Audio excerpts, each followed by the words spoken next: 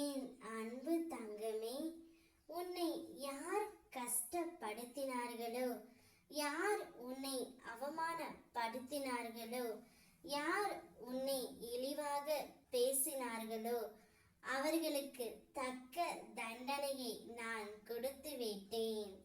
நீ யாரால் கண்ணீர் சிந்தி கொண்டு இருக்கின்றாயோ அவர்களுக்கு நான் தண்டனை கொடுத்ததை நீ கேட்டால் உன் கண்களே கலங்கி விடுவாய். என் பிள்ளைக்கு தண்டனை கொடுத்த அவர்களுக்கு நான் மிகுந்த வலியையும் வேதனையையும் கொடுத்து விட்டேன்.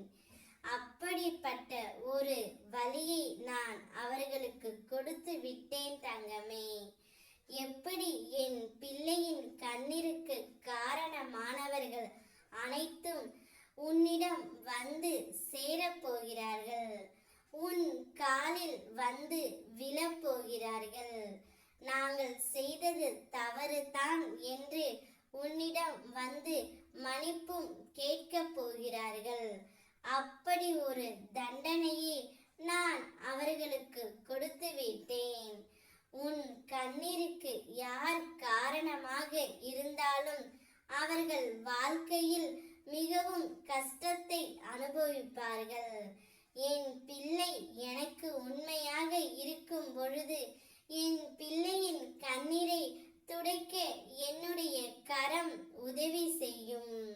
ஆனால் என் பிள்ளையின் கண்ணீருக்கு காரணமானவர்களை நிச்சயம் நான் விட்டு வைப்பதே இல்லை தங்கமே. என்னுடைய ஆசீர்வாதங்கள் என்றும் உன்னோடு தான் இருக்கும்.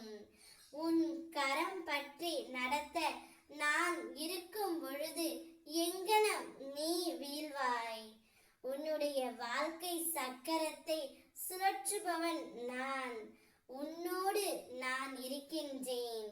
ஒரு தாயிற்கு மட்டுமே தெரியும் தன் குழந்தையின் வலி என்னவென்று. அந்த வலியை உணர்ந்துதான் அவர்களுக்கு தண்டனையை நான் கொடுத்து விட்டேன். இனி உன்னுடைய வாழ்க்கையில் அனைத்து சங்கடங்களும் நீங்கிவிடும். என் இருப்பிடத்திற்கு வந்துதான் உன் கஷ்டங்களை சொல்ல வேண்டும் என்று இல்லை. நீ மனதுக்குள் நினைத்தாலே போதும், உனக்கான பதிலை நான் அளித்து விடுவேன் தங்கமே.